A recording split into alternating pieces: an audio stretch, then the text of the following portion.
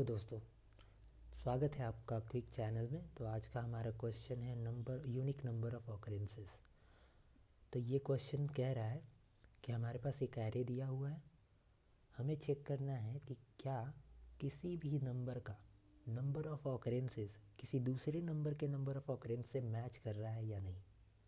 अगर नहीं कर रहा है तो हम बोलेंगे कि उस एरे के हर एक नंबर का नंबर ऑफ ऑकरेंस यूनिक है और ट्रू रिटर्न करा देंगे। इसलिए जैसे कि इस केस में क्या है, 1 3 बार, 2 2 बार, 3 1 बार। तो तीनों ही डेटा का नंबर ऑफ ऑकरेंसेस डिफरेंट है, यूनिक है, तो इसलिए हम ट्रू रिटर्न करा देंगे। वही दूसरे केस में 1 का ऑकरेंस कितना है, 1, 2 का 1। तो इस केस में दोनों डेटा का नंबर ऑफ ऑकरेंस मैच कर गया, तो हम इसीलिए फॉल्स रिटर्न करा देंगे क्योंकि ये यूनिक नहीं होगा। ठीक है, तो यही हमारा क्वेश्चन है। तो इसको बनाने का एक सिंपल अप्रोच है कि एक हैश मैप बना लेते हैं और इस एरे के हर एक डेटा के नंबर ऑफ काउंट्स या नंबर ऑफ ऑकरेंस को हम स्टोर करते हैं उस हैश मैप पे। और फिर हमें चेक करना होगा कि क्या कोई भी काउंट किसी दूसरे नंबर के काउंट से मैच कर रहा है या नहीं।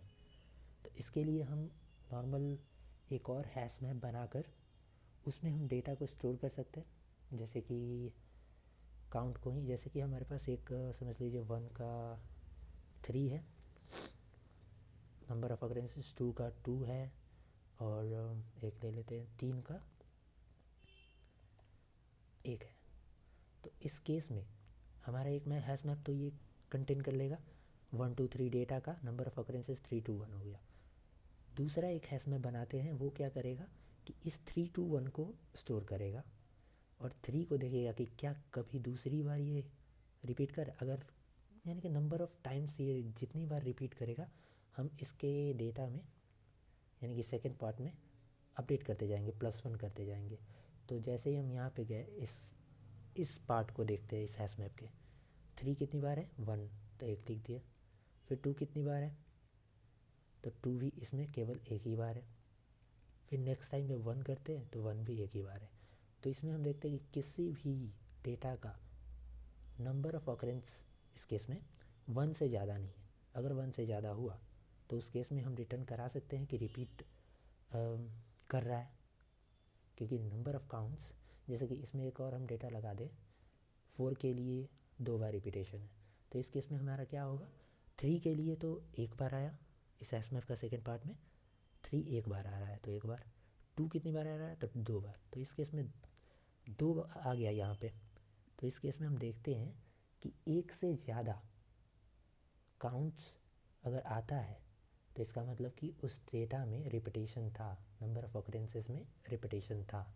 जैसे कि इस केस में हम डायरेक्ट भी देख सकते हैं कि 2 बार आ रहा है, 4 भी 2 बार आ रहा है, तो डायरेक्ट ही हम देख सकते हैं कि ये यूनिक नंबर ऑफ ऑकरेंसेस को वायलेट कर रहा है, तो फॉल्स रिटर्न कराना होगा। ठीक है, तो इसको सॉल्व करने का ये हमारा दूसरा हैश मैप है जो कि स्टोर करता है इन काउंट्स को और उसके कॉरेस्पॉन्डिंग नंबर ऑफ ऑकरेंसेस को, कि ये काउंट्स कितनी बार ऑकर हो रहे हैं। जैसे 3 एक बार ऑकर हुआ है, 2 2 बार ऑकर हो गया है, जैसे ही एक से ज़्यादा हुआ इसका मतलब कि रिपीटेशन हुआ है और हम रिटर्न करा देंगे वहीं पे। ठीक है, तो यही हमारा सिंपल अप्रोच था। तो चलिए कोड करते हैं, देखते हैं। तो सबसे पहले तो हमें 2 लगेंगे हैश मैप्स, एक बना देते हैं M और एक बना देते हैं M1। ओके, अब M में हमारा डेटा जाना चाहिए ना, तो इस वेक्टर या एरे जो भी कह लीजिए उसको हम ट्रेस करते हैं टिल इट्स साइज i++। नीचे हमारा डेटा मैप में जाएगा। मैप में क्या जाएगा, तो एरे का करेंट डेटा का काउंट्स जितनी बार आएगा उतनी बार इसको हम इंक्रीमेंट करेंगे। ठीक है, तो ये सिंपली हमारा मैप तैयार हो गया नंबर ऑफ़ काउंट का।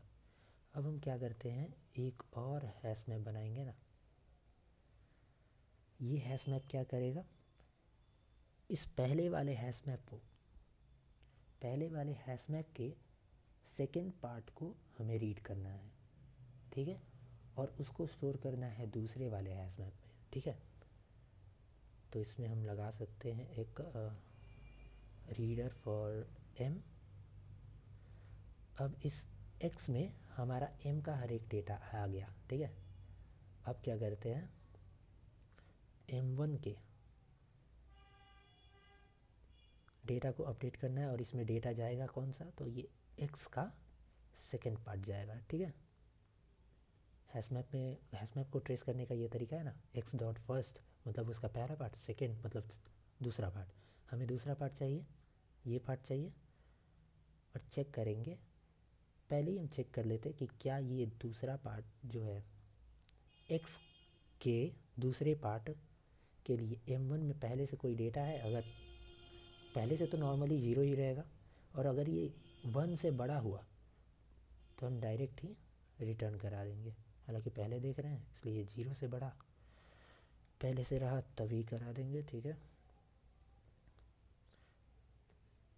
m1 x डॉट सेकेंड, क्या ये 0 से बड़ा है? अगर 0 से बड़ा है तो हमें रिटर्न करा दीजिए फॉल्स। फॉल्स, हाँ, नहीं तो रिटर्न करा दीजिए ट्रू, ठीक है।